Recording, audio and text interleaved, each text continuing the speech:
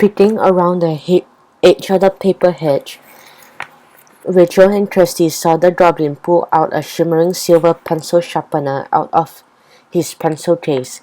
He squinted angrily up at Annabelle. "Here, come and take it," he said, annoyed, "but I hope it doesn't work for you. You rotten fairies ruin everything." Annabelle fluttered down and took the pencil sharpener from the goblin's bony hand. It immediately shrank to fairy size, and the magic hedge drawings vanished in a puff of fairy glitter. Rachel and Kirsty hugged each other in delight and Annabelle gave a little twirl in midair. The goblin shuffled back to the picture of the gnome that he had been drawing. He picked up his pencil and tried to finish, but his lines were all squiggly. The gnome in his pictures started to look skinny and bony. The other goblins appeared from inside the maze and walked up behind him. They didn't notice Kirsty and Rachel standing off to the side. "That's a terrible picture," said one of the goblins scornfully. "What do you know about drawing?" snorted the goblin artist. "Much more than you, judging by your drawing," snickered another goblin. "Why are all the pages back in my sketchbook?" asked a third goblin, looking confused. "I crumpled half of them up, and now they're all as good as new." "That's because littering is wrong," said Rachel, stepping out of the shadows.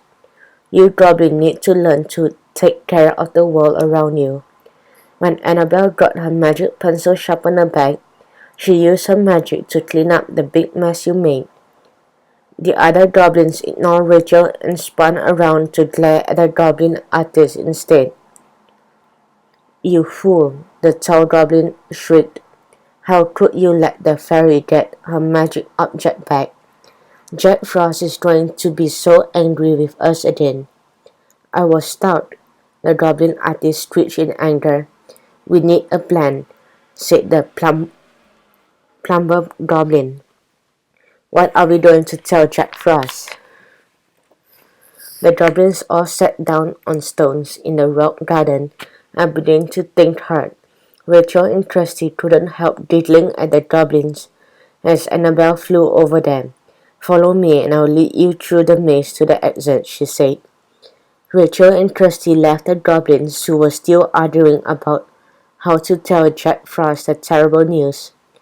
The girls kept their eyes on Annabelle, and she guided them all the way to the exit.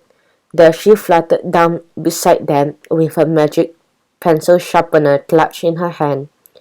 "I'm not letting this out of my sight," she said with a big smile. "Girls, you've saved drawings all over the world. Thank you so much for helping me. Without you, I'm sure Jack Frost goblins would still have my magic pencil sharpener."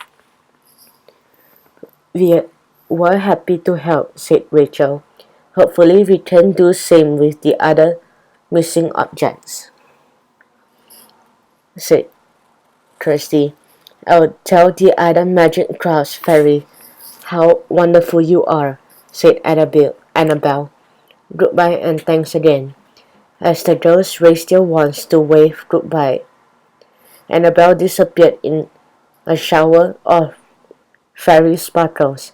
"Come on," said Kirsty, "let's get back to the drawing class." Hand in hand, the girls ran across the bridge to the main part of the garden. Sarah Sketchley was standing in front of the group of kids, holding up a finished picture of a beautiful rose. "Now that you've seen me draw, I want to see what you can do," she was saying. "I'd like you to draw the most beautiful thing you can think of.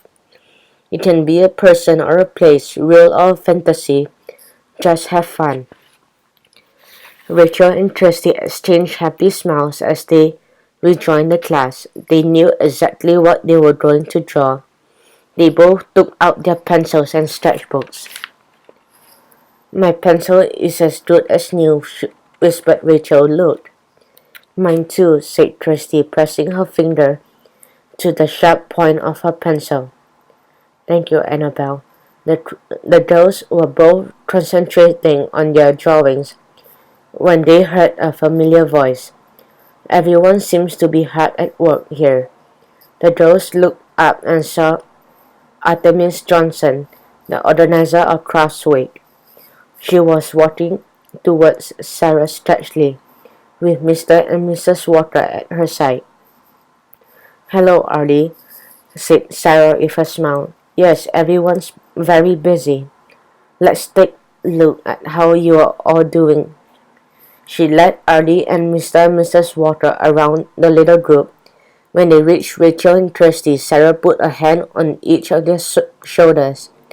"These are very interesting," she said.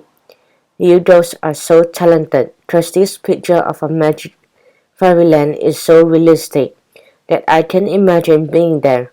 And Rachel, your fairy is so lifelike that it looks like she could flutter off the paper and cast a spell." "What a vivid imagination," said Arlie. "I can't wait for the exhibition at the end of the week."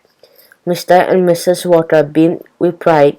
Kirsty and Rachel reached out their hands and linked their pinky fingers in their secret sign of friendship. Kirsty had drawn the Fairyland Palace, which she had visited many times. Rachel had drawn a picture of Annabelle. They didn't have to imagine at all. They were drawing from real life. As the grown-ups moved away, the girls whispered to each other about their very magical morning. "Do you think we'll have another adventure tomorrow?" asked Kirsty. Rachel looked at her best friend and smiled happily. "I'm sure we will," she said.